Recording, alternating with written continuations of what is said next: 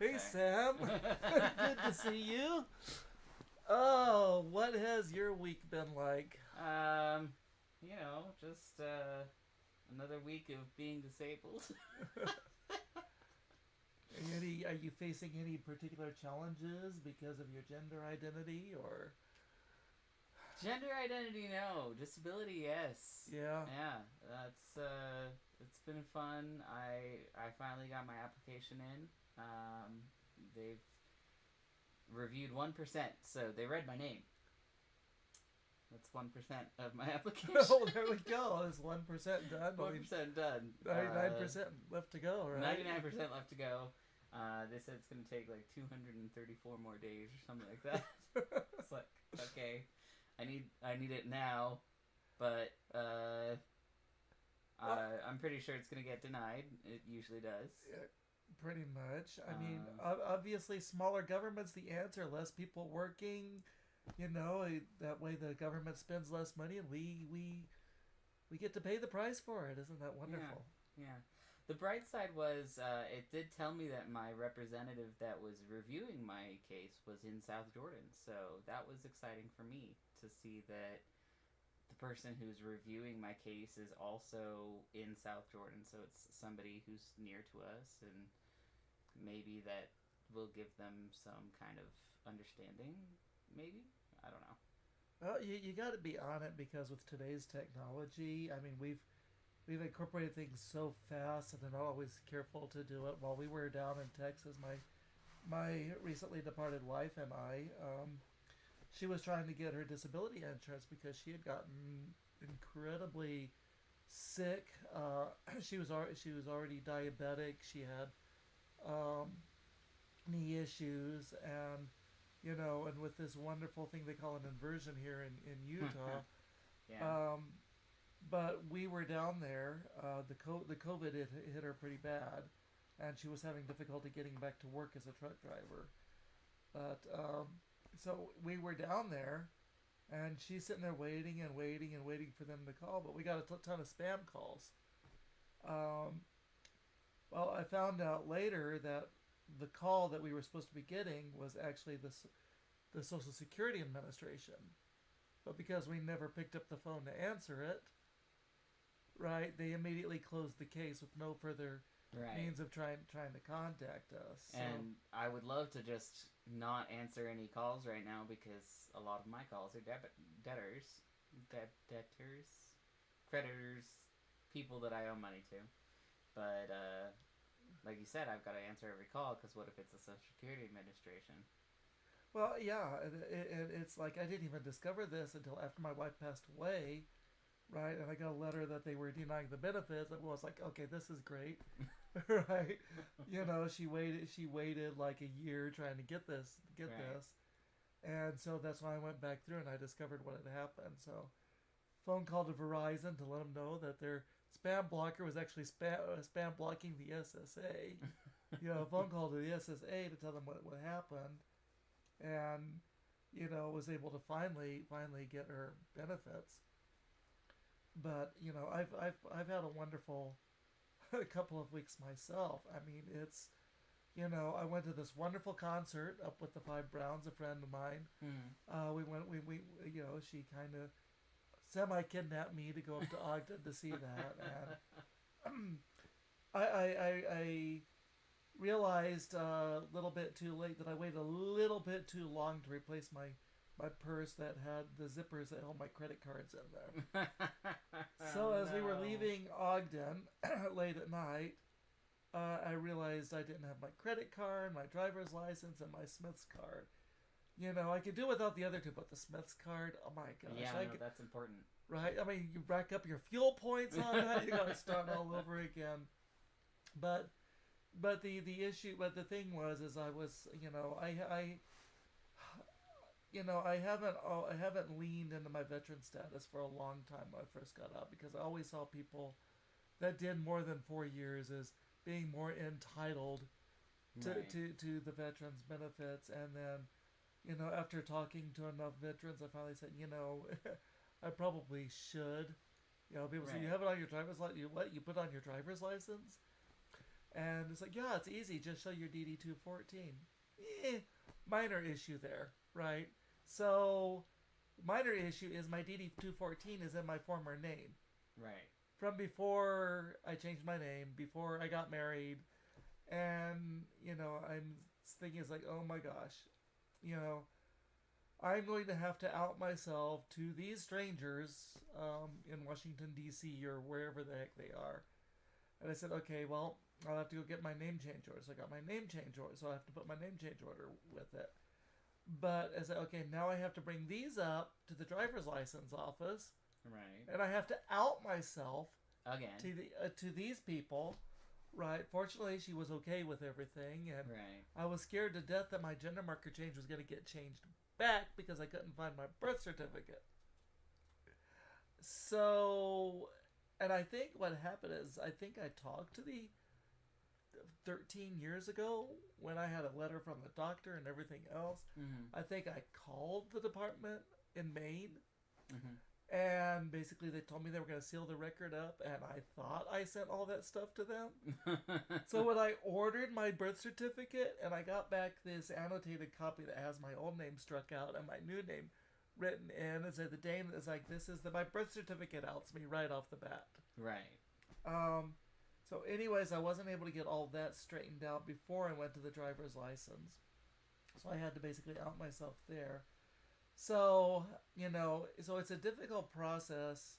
So essentially the Navy, the military has it set up so that you can claim that there's an injustice that occurs whenever you, every time you try to show your DD 214 or whatever. And it's like, yeah, there is. There's definitely a psychological injustice. Yeah. And in today's day and time, with people that are practically hostile to the idea of trans people out there, yeah, you don't know who they are, and regardless of what the law says, they're gonna do what they're gonna do.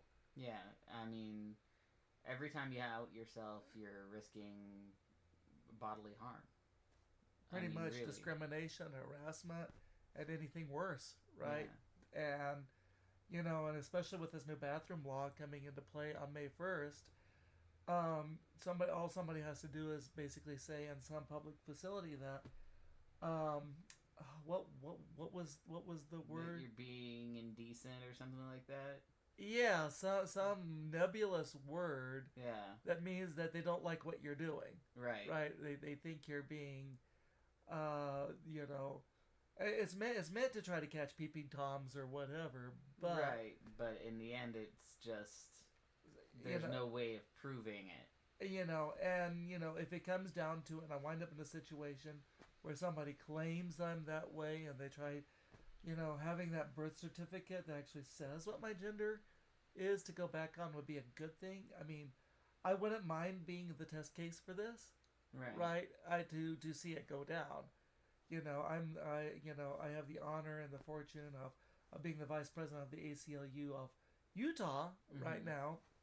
So I am definitely open to that happening. However, it makes me incredibly nervous if my birth certificate is still the annotated version with the old marker on it, right, and stands a better chance of the court case actually falling if it goes to that. I got lucky in that my birth certificate is from California, so my birth certificate does not out me. However, my daughter's birth certificate outs me. My daughter's birth certificate is from the state of Utah, and there is no way for me to change the fact that I gave birth to my daughter, and it says my dead name on it. And there's no way you can change that. There's no way for me to change that. So the funny thing is in 2020, right? So Maine was already somewhat progressive because compared to Utah, because you said all you had to do was submit your proof of sex change or whatever, right, and which was not as progressive as some states, and they would basically seal their record. That's what it was back in 2011. In fact, my anniversary is coming up on May 11th. But 2020, they took it a step farther. And in 2020, I found out that now they're raising the rates, but it's $15. And you just say I'm please change my birth certificate to male, female, gender non-binary, and if you want to change your name, you change your name, and it's done. They're raising the price to $60, but still, that's a lot cheaper. Nothing. I mean, it cost me $300 and some odd dollars just to file for it in Utah, and I could have been denied. And you got to go in front of a judge. And I had to go in front of a judge for them to show their appeal. discrimination, right? Yeah. Potential discrimination against you. Kentucky. There's another red state for you. You know what you have to do to get your name changed in Kentucky? What? You go down, you fill out a form, Mm. right? You say, this is my new name. I need it to match my gender identity. Right. Then it goes to a judge goes to the clerk who handles it out of docket. You do not even appear before them. All you do is you sign it in front of them. You pay their fee, so you don't have to pay the court costs on top of it. Right. But then they can just say no. They'll typically say yes, especially if it's in Louisville area. Yeah. Jefferson County. You just file it. They say, okay, makes sense. And it's done. Yeah, but if you get the bad clerk who just... No. That's true. If you do get a bad clerk, they can turn it down. So, I mean, there's a lot of differences, right? Airman First Class Hawes, right, was my dad, and he was stationed up in the Limestone Air Force Base, right, when I was born. Mm-hmm. He could have been stationed at Hill Air Force Base. Yeah. So I was incredibly lucky we were living up in Maine. Yeah. I'm actually thinking about it. I was talked to the clerk at the office there, and I said, is there good kayaking up there? I'm thinking there's good kayaking up there in Maine. Right? And I was like, I have a piece of land in Texas. I said, do they have semi-preserved land up there? That I could basically exchange my land in Texas. Mm. Because in Texas, they want you to put in a minimum of 800 square feet on a third of an acre. That will destroy a fourth of the trees on that land. It's like, I don't want to do that, right? Yeah. I want to live in harmony with the nature. And there's a creek down the back, but kayaking down the creek won't be so easy. Right. But she says, oh yeah, it's like, she says they're also, check this out, in Maine they're exploring green homes and tiny homes. Ooh, I like tiny homes. So a green like tiny home, yeah. Maybe 2-story tiny home is like, that would be ideal. I mean, I lived in a truck for over a year and I loved it. I love to just, as long as everything's got its place and you keep everything in its place, then there's no problem. Yep, the only issue is the sewage and the sanitation. Yeah. Right, and if you've got that figured out, then you're good to go.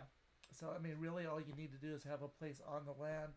So what I was looking at was basically your recapture systems, right? Mm-hmm. That basically you just go through like 7 or 8 filters, and then the water goes back to the groundwater.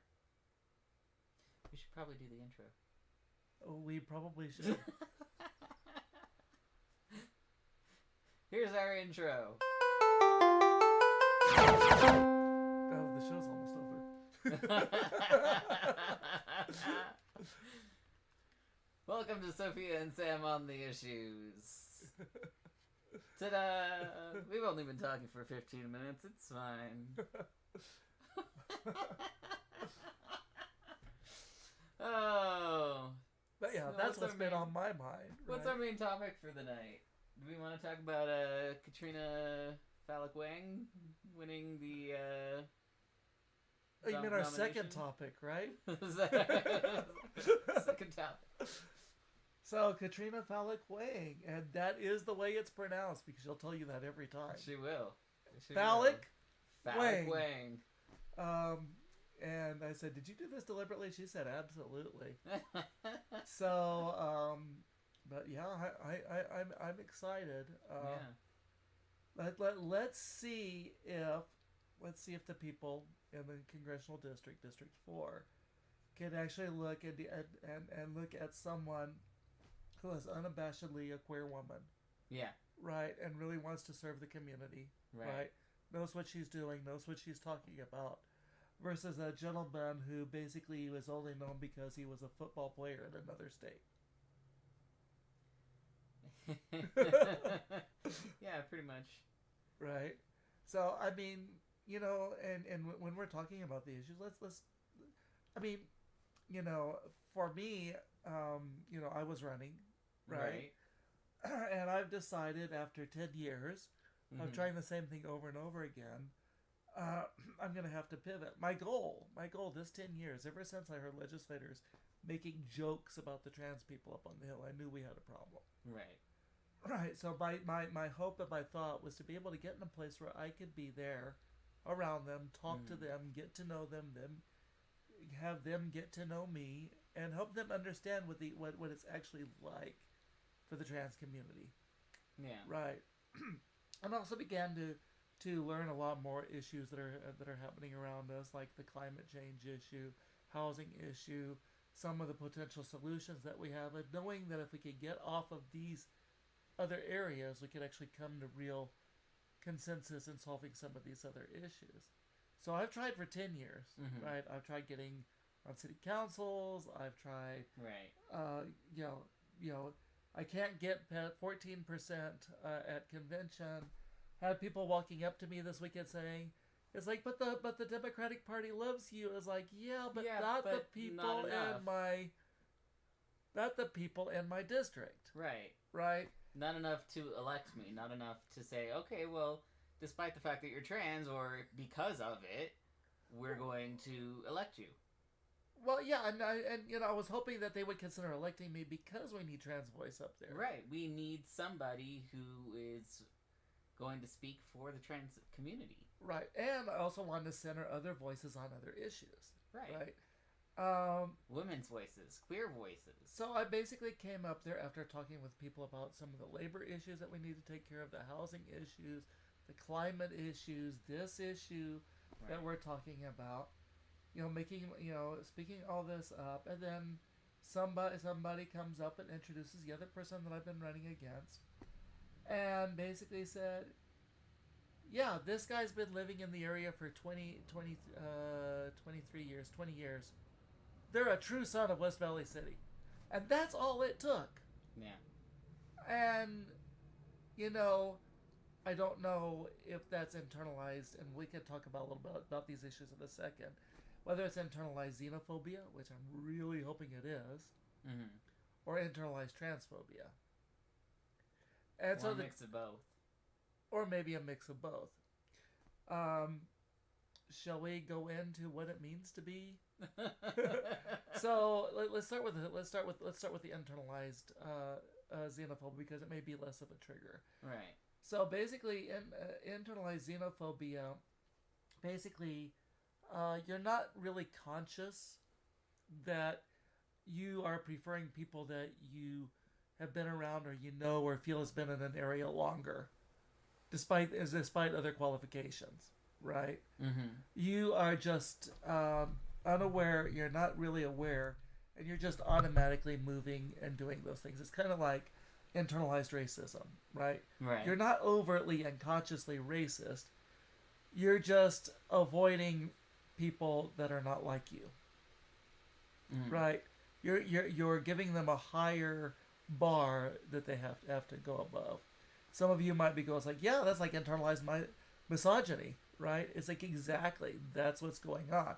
Okay. And to me, in Utah, we have a big problem here, because anytime I have seen a race where somebody who's lived in a long area but maybe is not doing a very good job, right? Or just because they live in the area, that seems to be the only reason why they get the preferred vote. Right? Somebody who's very qualified is usually not even considered. In fact, you'll look at campaign literature and people talk about how their family goes back generations. Right? And they play off of it. But not everybody has has had that privilege of being able to live in the same spot for 10, 15, 20 years. Especially if you're a marginalized community member. Or like you, if you've got someone who's military. I mean, you're a military brat. Your dad was military. You were raised in the military. You're military. And I think that should matter even more.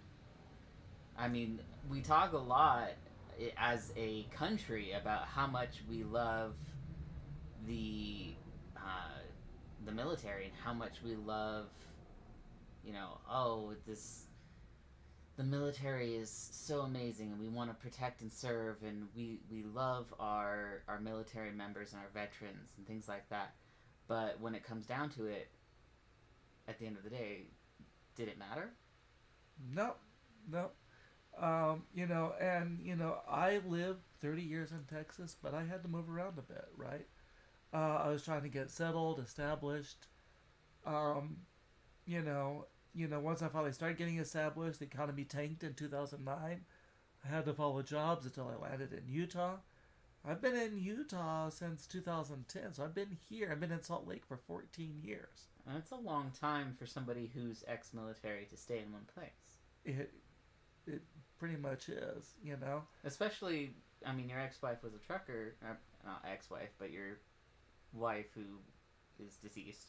Yeah. It was a trucker, and for you to be in Utah for that amount of time with a trucker wife, right? That's a long time to be in one place with somebody who goes long haul. So the interesting thing about internalized phobias is you may not be consciously thinking that you're avoiding a person, right? But it's easy to see another excuse to support someone else, right? Right. Same thing. Especially happens on internalized transphobia. Yeah. Right. If you ever find yourself that, you just don't see certain people, you just don't see them. Right. There are places where people just don't see. I have been in my church, right, and I've seen people of color there, and it's like nobody even sees them. Right. They don't exist. They just don't. They just prefer to see something else. Right. So it's just, I think it's important to realize that not all trans people are the same. Right. Not all people from different places are the same. Sometimes because they're trans or because they come from someplace else, they're bringing a viewpoint that's desperately needed. It was actually shocking to me on the point of not seeing somebody just because they're different from you. It was kind of shocking for me to experience that from the outside. So a couple of weeks ago, I went out to North Carolina to visit my friend who's disabled. Mm-hmm. And she's in a wheelchair sometimes. She's ambulatory, but occasionally in a wheelchair. And we went to these concerts, and it was just shocking to me the amount of people who just didn't see her because she was in a wheelchair. Who would just completely ignore that she existed and not hold the door or jump in front of us in line or different things that were just so rude. One person actually walked in front of her, like her chair, while we were standing there, like in the pit trying to watch this concert, and just walked in front of her chair and stood in front of her. And I was like, excuse me, she's sitting here to watch the show. Like, you just made it so she can't see now. And there was no ADA place for her or anything like that. And so there was no other way for her to see the show. And this person was just like, oh, I didn't see her. I'll move. And they were fine after, but I didn't see her. Yeah, because you're not looking. You're not trying to see these people. You're not thinking about them because you don't want to think about them. And I think a big part of it is because people want to be comfortable. Right? They want to be comfortable. They don't want to deal with discomfort. Right. And it makes them uncomfortable. It makes them uncomfortable to do it. That are different. It's the same thing as they don't walk up to black people or other people, or people that are different than them, or a trans person, or somebody that walks in, because they feel like they don't know how to behave or act around them. Right. right? Well, you've already just othered that person just by thinking that, Right. without even realizing what you're doing. And if we're going to dismantle racism in this country, seriously dismantle racism, if we're going to dismantle authoritarianism in this country, we have got to get comfortable with being uncomfortable, right? We have got to have the courage to expand our horizons, because it's in those liminal areas, it's in those spaces in between where, what they used to call the comfort zone. Mm-hmm. When we step outside that comfort zone, that's where we grow. Right. That's where we learn more. That's where we bridge. We build bridges with other people, Mm-hmm. right? And those bridges back. So we're not going to heal. We are not going to heal. Right. And I'm not talking about looking at a sore spot and keep touching yourself to see if it still hurts. Because I do that all the time. It doesn't help. No. But if we're I'm doing that right now, actually. I'm touching a sore spot. So I'm going to touch this sore spot, though. I'm going to touch this sore spot as many times as is necessary.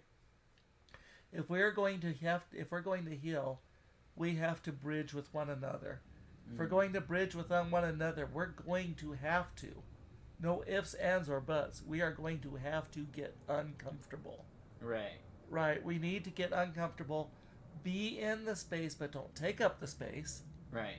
Right. Be present with the other people in our lives. Right. The only way to get comfortable is to be around people that are different than you. And to just, yeah, that's right, Sabrina, to live with them. We've got a viewer. Sabrina is watching us. Welcome, Sabrina. So yeah, to live with one another just is the only way to get comfortable with one another. Yeah. I don't know. I think that I've dealt with so much uncomfortableness just from being othered. I've met you in IRL. I have met you IRL. Yes, you have met IRL.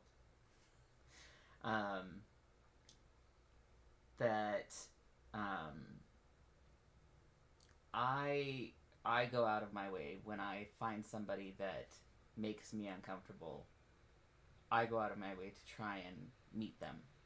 Right. And find a way to get over that uncomfortableness, because I've been the othered person. But I think that a lot of people who haven't been othered don't know how to do that. Right. And they're finding now at this point in time that they're being othered by being the cishet white dudes. And so I know, for instance, my brother, who is a wonderful person, has felt othered because he's cishet white. Well, that's unfortunate for him. And I feel for him. I really do. But it's what everybody else has gone through most of our lives. Mm-hmm. And it's about time that you learn what it's like and how to react to being the other person.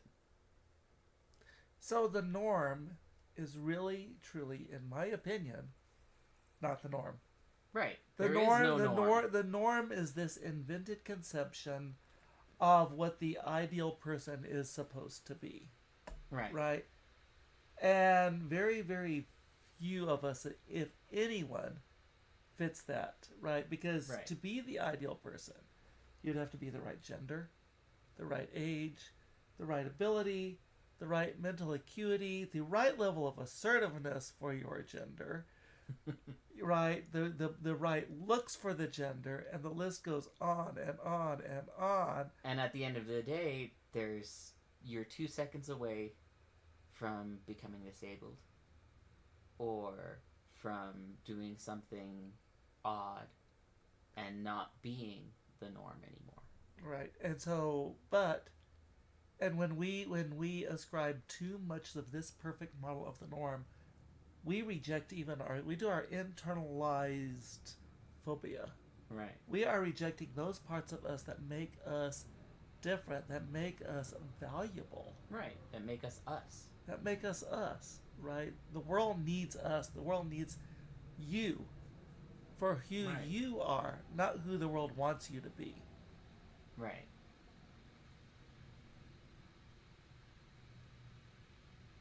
Anything else? What else should we talk about? I don't have any horses here to beat, so I don't know, man. We get so into these trans issues, and I think it's because it's something that we both feel so strongly about. so Not politics. That's what this show is about, Sabrina. Not politics. Not politics. What did you think this was? I mean, politics intersects with everything that we do in our life, though, right? So, Yeah, I mean, politics is everything. Besides meeting many bloodsuckers. Government politics is gross. Okay, but here's the thing. So when Republicans talk about politics, well, okay, let me start that over again. When Democrats talk about politics, Democrats are talking about things like, what street signs should go where, and, what things should go in what places. And when Republicans are talking about politics, they're like, oh, human rights should be vandalized. And not even necessarily Democrats and Republicans. I think that's more conservatives and liberals. So when liberals are talking about politics, I think that's the difference. Like, I think that's my main difference. So when I'm arguing about politics, I can argue with somebody about their politics and still be friends with them as long as their politics are not human rights. And there's two essentially different viewpoints that come into this. And basically there's the viewpoint that says the environment, the world is always changing, right? So therefore, we need to be able to question what's going on in the world so that we know how to continue to survive and to adapt and to work together and to build a better world and society, knowing it's not going to be the same. I.e., your liberals will sit there and say, okay, your founding fathers had an idea, but they also had some other ideas that weren't so great. Right, yeah. Right? And they had some good ideas, and then they had the idea that slavery was a good idea too, and let's not do that one. Right. And then you've got, on the other hand, you have this viewpoint that the universe is fixed, right? That the rules and the model of the universe, all you have to do is learn the laws of the universe, right, and follow those particular laws, and everything will be great. So therefore, anybody who's having a hard time must not be following the laws of the universe. Right. And therefore, it's their fault. And therefore, if you're questioning, you're asking questions, and you've got doubts about the way things work, then obviously you need to be corrected. Right. Right? So it's two, and one is more of a liberal mindset, the more is a conservative mindset. Now, there is some legitimacy to both. Right. Right? So the point is, and this I'm going to throw in a astronomer's term, it's called parallax. Parallax is the idea of being able to determine how far away something is by looking at something from two different viewpoints. Right. And they add some math called trigonometry, right, by knowing how far away those 2 points are and what the angle is of that object is from you to know how far away that object actually is, right? That's how they know how far away some of these stars are. Right. Right? And the farther away it is, the farther apart you have to get to look at it from different points of view. There's the parable of the blind man and the elephant, right? So you have, and I already gave it away, but these blind men are around this creature, and one person says it's a huge snake. Right, because they're all feeling One different person parts. says it's a rope, right? The other says, oh, it's this big canvas thing, right? And they're all right, but they're all wrong. Right. Now, I believe that we are all born with inherent human dignity, right? I believe that, we deserve the right to live. I think there are certain structures that have been created that go back over millennia about the way we do things that impose certain rules and regulations on us that, we have come to be required to live to. And I'm going to call this capitalism, for instance. There are other ways of living, but the point is how do we treat one another? Are we here trying to work to make this a better place? Are we trying to take care of our planet and everything that lives on the planet? I'm here for a good time, not a long time. Or are we trying to take what we can get out of it and screw everybody else? Yeah. Or are we of the mind that we can do whatever we want here because there's going to be another miraculous universe that exists after you die? That'll be perfect, that you can't screw up. You never know. Right? You never know. Some people say, okay, well, believe in God because, the alternative is if you don't believe in God, you go to hell, right? And, okay, let's take that same point of view and it says, okay, let's pretend for a moment that there's not another universe out there, right? Mm. Because the alternative is worse. If you pretend that you just have another universe out there, you're going to destroy the one that you have, and you're not going to take care of it. Right. So, if you at least pretend that there's not another universe out there, you take care of the one that you have, and lo and behold, there turns out to be another universe. Maybe you'll be granted the right to enter that other universe because you won't be wanting to destroying this one. My philosophy is live your life the best that you can, regardless. And then if there is another universe to move on to, great. And if not, at least you lived this life the best way that you could have lived. Right. There's always people following you. Right. Right. The Boy Scout campground philosophy. Leave it better than you. Leave it better than you found it. Yeah. And that doesn't mean tearing down trees and building a fort and a cabin for the next person. Right. It means policing the area, picking up the trash if somebody accidentally left some behind. Right. Take care of the planet that you found. Good stewardship. Right. So, politics is how we interact with each other. Politics is the process by which we decide what are the things that we're going to do and how we're going to do it. There's different levels of politics. There's the actual deliberation that occurs by people that are elected to office, right? And they have to negotiate. They should be negotiating different points of view. It's ugly when they don't allow the other points of view to the table. There is politics when you're trying to just talk to somebody and get to know them and come to a solution, even within your family, your friends, your workplace. There's teenage politics, right? There's the whole popularity politics, right? Right.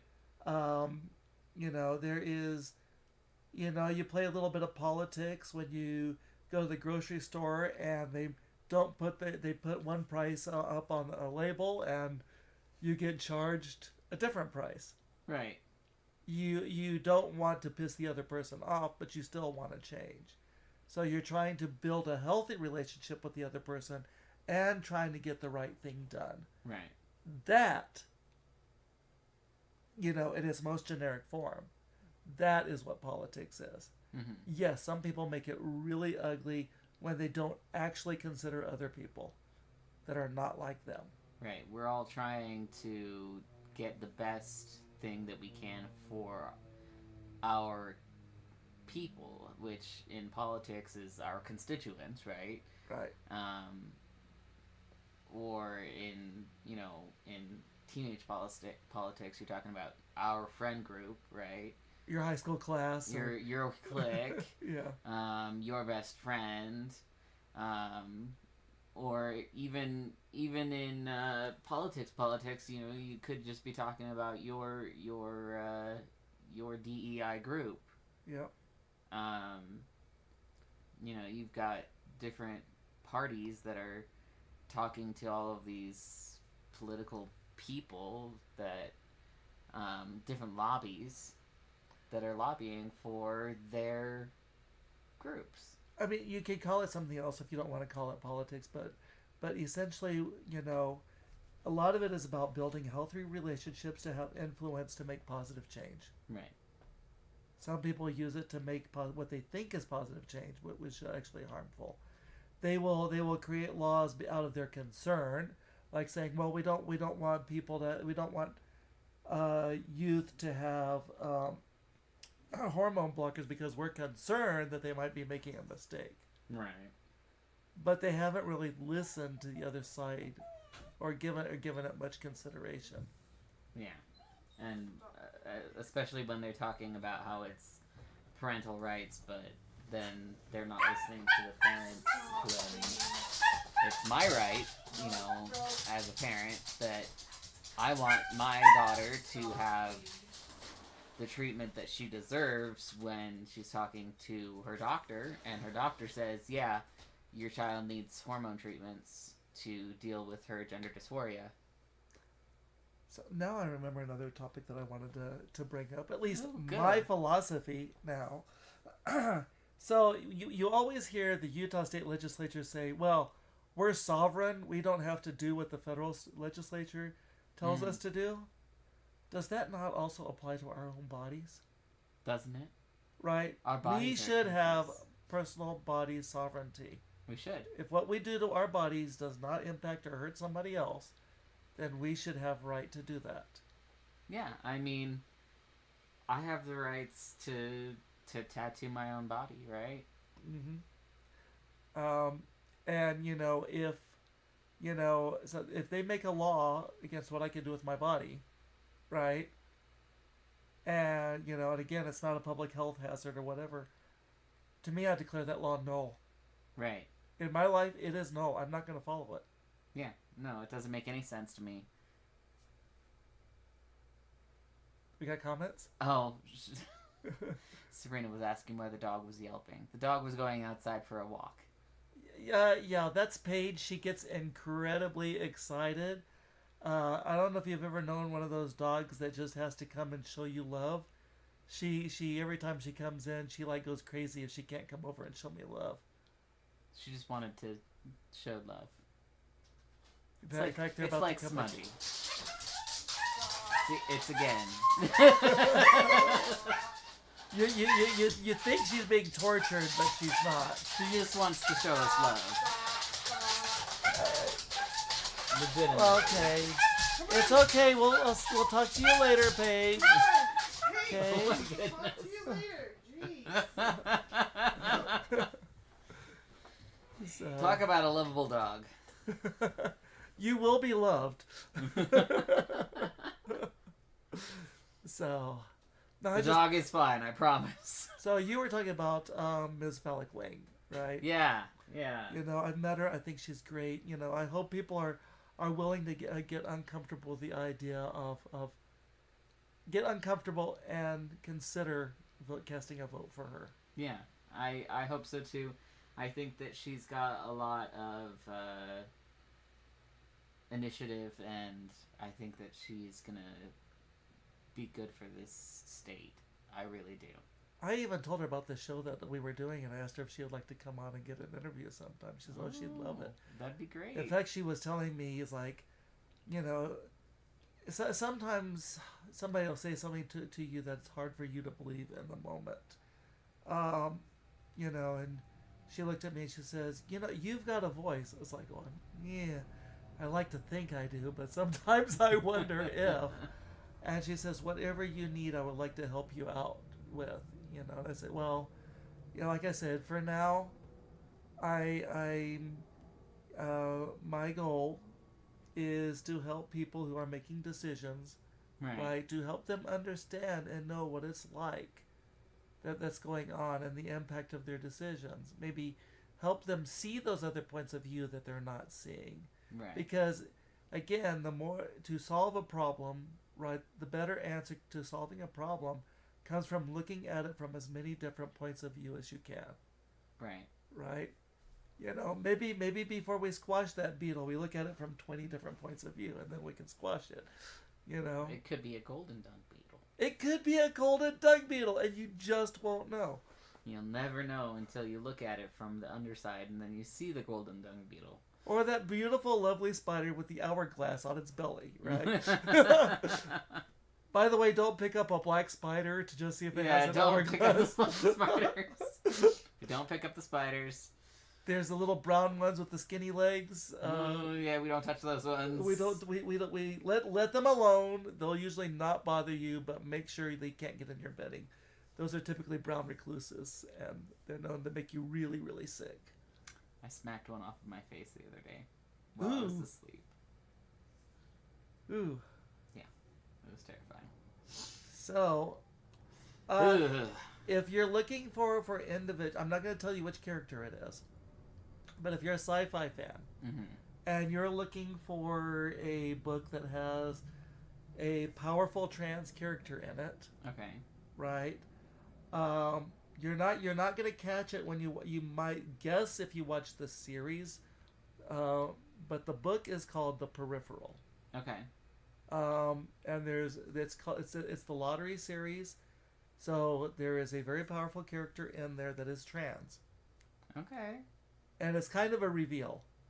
Oh, I love that. Right, and I love that. It gets a reveal in the first book, and they continue to have a lot of significance in the second book. And the second book is called Agency. Okay. So it's a sci-fi thing. It's about your,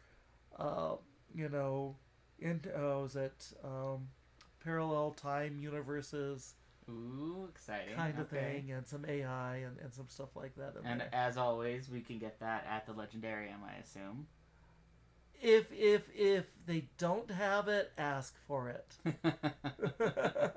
I'm always one to if it's sci-fi or fantasy, from the Legendarium. If it's sci-fi, fantasy, or queer, right? if it's anything book form, technically, I'd suggest they would order Legendarium. it for you. They'll order it for you. Yeah. So. But, yeah. Unless it's something like Mein Kampf or something like that, I'm pretty sure they wouldn't order that for you. It's just research material. Unlike one president who had it by his bedside table trying to learn the strategies of political what was it? Political misinformation. Yeah. It's like he even quoted Hitler. If you repeat something enough times, people start to believe it. Some people's kids, man.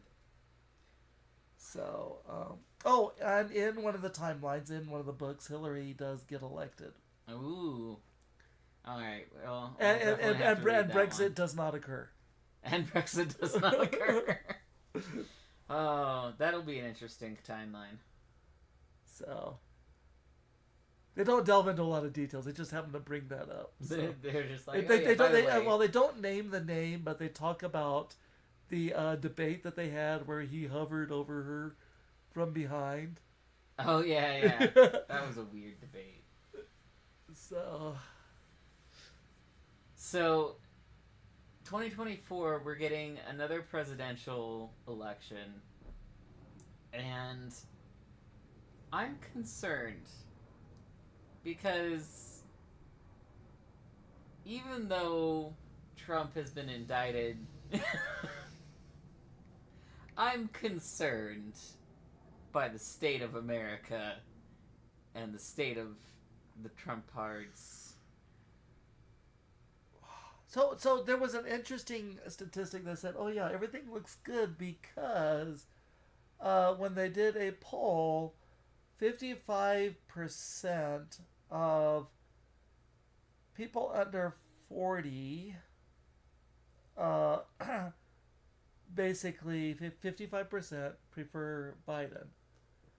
The part that concerns me is we the gotta other get 'em- half, that 45%.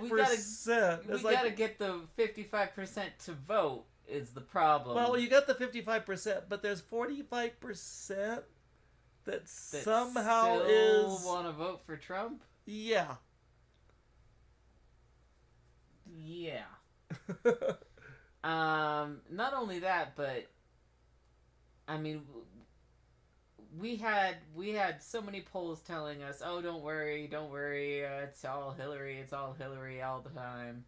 In 2016. Oh, but Nate Silver started blowing the whistle though. Nate Silver, he does that. He was doing the election forecasting as I go. I was like, then we didn't want to believe him.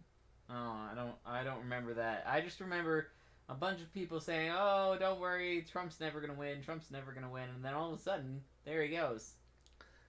So the Democratic Party has been trying to get out that, there's a lot of MAGAs that are trying to say that Biden's destroying the economy, but the numbers actually show everything's improved significantly. Of course it does. The amount of money that's been put into infrastructure and rebuilding our crippling roads, the money going into getting off of fossil fuels. On that note, what did they do to Bangor? Because they closed Bangor for like an entire weekend. And it looks exactly the same. Oh, I missed that. I know they were supposed to. They They're supposed closed to a be giant section of it, and it looks exactly the same as it did before. Maybe it was time to paint the stripes. It looks the same. There's no difference whatsoever. They didn't do anything. I swear. Oh, maybe Biden came to town. Maybe, Came up Bangor. Maybe somebody special came to town and they needed to show them Bangor. Oh, these roads here are so freaking messed up. Yeah, I I call just it want a them to be done Bangor with turn, Bangor. and Governor Bangor is like probably going, please don't do that. But Is have Bangor named after somebody? You have there's places where you have to go left to go right, and you literally, they made it safer on the driver's side of the car, right? But you are literally crossing across people that are coming fresh out of a stoplight, right, on the passenger side of the car as you cross across to get down. And what they're wanting to do is remove the traffic light at 47 and Bangor, and make that freeway all the way through. See, that's what they're trying to do at 98th, which would be great. 98th needs it. Yeah. And I think that's what they're doing at 134th. But they've been doing it for a very long time. I thought this weekend was supposed to be like some big thing. But I swear nothing happened. Right. Well, I don't want them to expand it, because if they expand it, they're taking out houses. No, I don't want them to expand it. I just want them to finish what they've been doing for the last 9 to 10 months. Just finish it. Just finish it. So, but yeah, no, I think we talked before, but I would rather see money put into our public transit. I'd love for public transit to be free. Now, granted, when you're out in the desert, right, you're going through the desert parts of the state, please expand the freeway there. Right, yeah. Please expand the freeway there, but not in the urban areas. No, definitely not. Right. I mean, there's room when you're out in the desert. You've got so much room. Why is it only 2 lanes? If you've ever been one of those mountain passes, they get incredibly scary driving through those.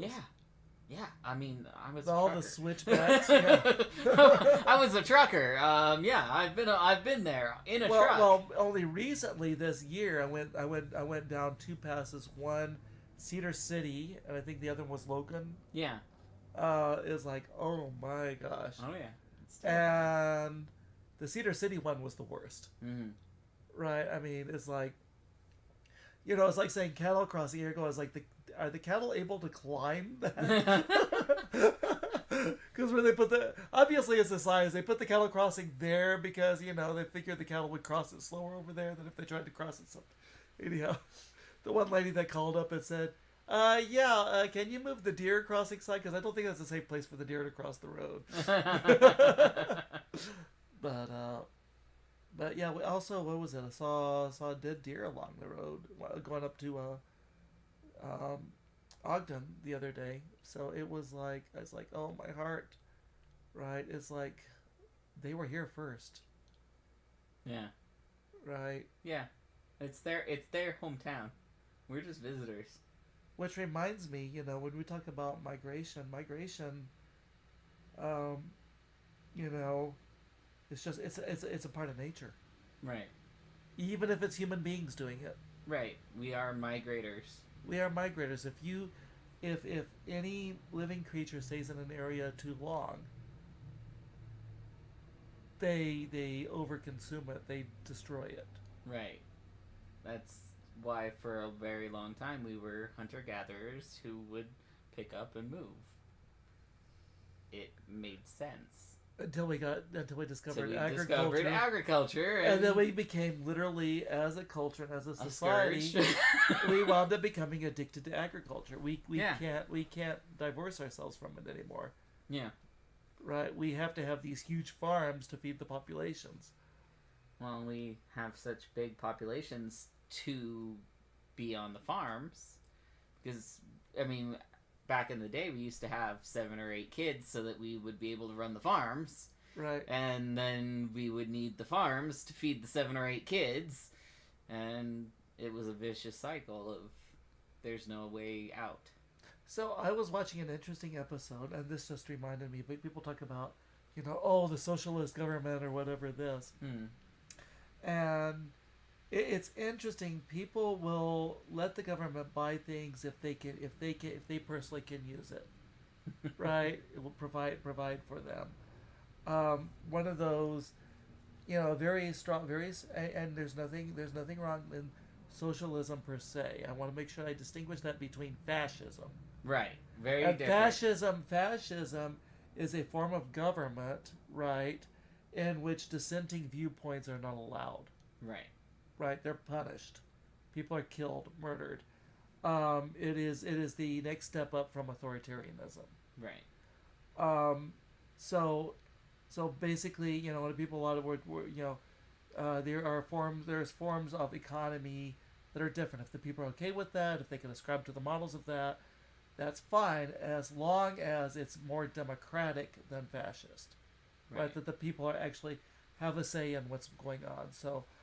For a longest, so we are in this country.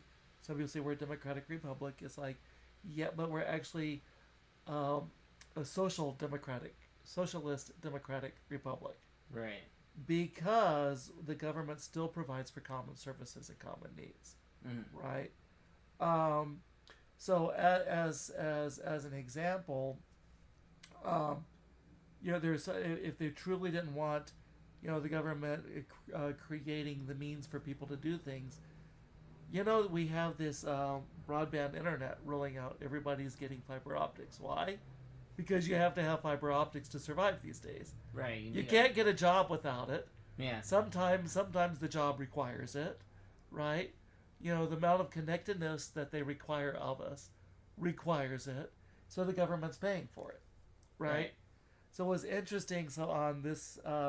and this show is really, really old, but I'm catching up on its Northern exposure. I'm on season 6, and Maggie O'Connell becomes the mayor, and her first order of business is, you know what? This 6-mile trip or 12-mile trip, round trip, to the dump and back for every resident of the city is a bit too much. Why don't we create a central dumpster, right? Right. And then we can everybody can bring their stuff to the dumpster, and the city can pay for a truck to take that dumpster out once a week or whenever it gets full, right? And they said we can even have people pay at the dumpster whenever they use it. But she got voted down because people thought it was too much of a socialist thing. Even though it helps everybody. Even though it helps everybody. But it's socialism. How dare they? How dare they? Because people equate in their minds socialism with communism, communism with fascism. Right. But they don't know it's fascism. And that's what we have to be very, very careful of today. There are people that want to take away your right to protest, your right to organized labor, right? Right. They want to take away your media rights and what press coverage that you're doing. They want to tell you what you can say, where you can say it, and when you can say it. Right. And that's fascism. That is fascism. That's why this election is so important. Right. Right? You may disagree with Biden, you may disagree with his politics, but there is one thing. He believes in democratic principles. Right. He believes that everybody has the right to stand up and say no. Right? If he didn't, he wouldn't be out there supporting labor organizations and fighting for them. Right. And, Biden, he doesn't bring me joy. He's not Obama. Right. He's not Obama. But he is also not Trump. But Biden is a rubber meets the road president. He's gonna So us. you may not hear about what's happening. Yeah, no, Right. but he's gonna take care of us. Obama was, I'm telling you, here's my hope, my dreams, this is the culture we're gonna make. Yeah. Biden is just saying, look, we gotta fix this stuff. Or I'm sorry, we gotta fix this shit. Yeah. And he's just saying, let's go out there and let's do it. And he it's just frustrating when he gets stopped by the Supreme Court that says, well, Trump already started it, so you can't stop it. Yeah. He just does it. He doesn't go out and tell everybody about it. Right. He's a rubber meets the road kind of president. Right. And it's like a lot of people, they don't know what their city council does, And if you don't know what your city council does and all your needs are being met, then they're doing their job. That means they're doing their job. That's the same thing with presidents. If you don't know what your president is doing and your needs are being met, then that's probably a good thing. If you don't pay attention to politics and your needs are being met, great. That's awesome for you. But when you see people are being hurt and disadvantaged, right? Yeah. And it's okay to try to make the world better, to make the place work better, function better. I'm a software programmer. I've been doing it for about 30 years, close to 30 years, right? You develop something, you write something, you hope that it works, and for the most part it does. Sometimes it fails right out the window, and you have to stop what you're doing and go fix it. Find the comma. Right. And today it was a slash. But, it's code.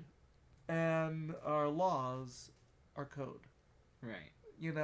Sometimes you just have to go in there, find the piece that's not doing what it's doing, or take into account what it didn't take into account, and you fix it.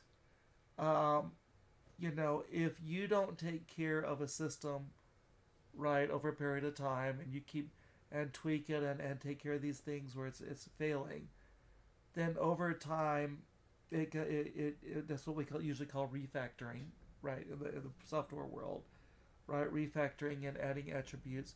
What happens is it ends up becoming a big ball of mud, and it's not serving the people that it's meant to serve. And what happens is the decision is made to just throw it out and start all over. Right. Do you know what that is in political terms? Vetoing? That's a revolution. Oh, a coup. It's a Or coup. a coup. And That's a coup. And coups very rarely go right. They're usually pretty bloody. Right, and they become very authoritarian in their control, which is bad. Right. And they don't solve the problems. We don't want a coup. We don't want a coup. We don't want things to come down to a revolution. What we want is amendments to fix the problem. Right, and we need to be heard. We need to get our voice out there. If you know somebody who's a decision maker, right? Whether it's your aunt, your uncle, your parent, your grandparent. Right. Right? They'll listen to you. You may not think that they listen to you, but they listen to you more than they listen to lobbyists up on the hill right now. Right. They don't listen to lobbyists. they don't listen to people that are actually struggling with the issues if they don't know them. A lot of the times you listen to them up there, they're saying, oh, yeah, it's my daughter said this, or my daughter's friend did this, and I wanna make it so that their life is better. Yeah. If they don't know about those situations, they can't help. Right. Well, I think we're done for today. It's been over an hour, so next week, same we're gonna time. try a new venue, right? Next week we're gonna try it at my house.